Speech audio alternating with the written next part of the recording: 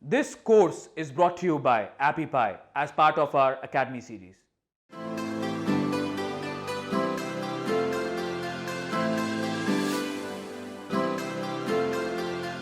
Let's talk about when to use influencer marketing. And for those not aware of what it is, it's something that's really getting popular now. It's essentially paying people on YouTube, Instagram, other people with big accounts, paying them to feature your app. That's it. Pretty simple. It's just another way of paying for traffic, so you can always compare it to running ads. If it's not as cost effective for you, well then just go back to running ads if you were doing that. Now let's go over some pros and cons. Let's say somebody posts about you on their Facebook, on their Instagram. It's a one-time spike. You'll get a spike in traffic. On the next day, almost entirely, all of it, that traffic will disappear, and your traffic levels will get back to the same levels as they were. So it's not particularly sustainable. That's a problem. But such spikes can boost your ASO. And if you boost your ASO, that traffic is sustainable. But it's not 100% correlation. It may or may not boost your ASO depending on how much traffic you get. And you want to be careful because there's a lot of fake influencers out there. It's very easy for someone to build up a social account with a lot of fake followers and then say, hey, well, look at me, I have 100,000 followers, but like most of them are fake followers or bots or whatever. Be very careful. Do your research on the influencers. Take a look at how much engagement their previous posts have gotten. But you know what? Even that can be faked. So do extra research before dumping your money and maybe potentially wasting it. So there is risk. There really is risk because you don't know how much traffic you're going to get until after you pay and until after they post. So that's a problem with this strategy as well. One random spike might not help that much. If you're planning to do this sort of a strategy, maybe try a few influencers on the same day. It's going to mess up your analytics because it's going to be really hard to track of which influencer promoted how many downloads.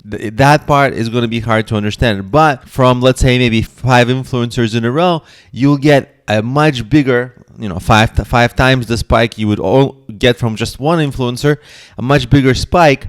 And that spike can have a higher chance of influencing your App Store statistics and maybe getting noticed by the App Store algorithm to rank your app higher, to promote it more, and maybe even get on the radar of reviewers who decide whether your app should be featured. If they see some apps really spiking, that might be a reason for them to take a second look. Now, let's talk about when to do this.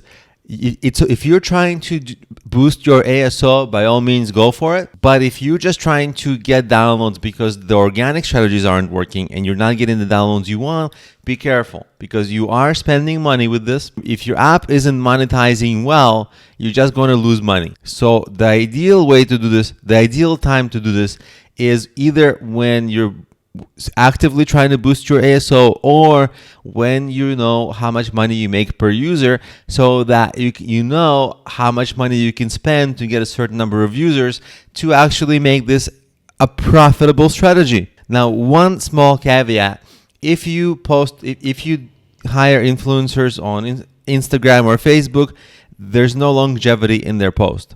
But if you get featured in a podcast episode, in a YouTube video, those have longevity. For example, some YouTube videos get views 5 years from the day they're made. Most videos don't have that happen to them, but it's possible every once in a while. So you can take a look and talk to the influencer and take a look at their account and see if they do SEO on YouTube, so that if they do other stuff to promote you on YouTube, so that their video isn't just a one-time spike. It's going to be on their channel and people are going to be browsing it, so it's going to have this like long-term life, which will give you extra promotion from that same influencer.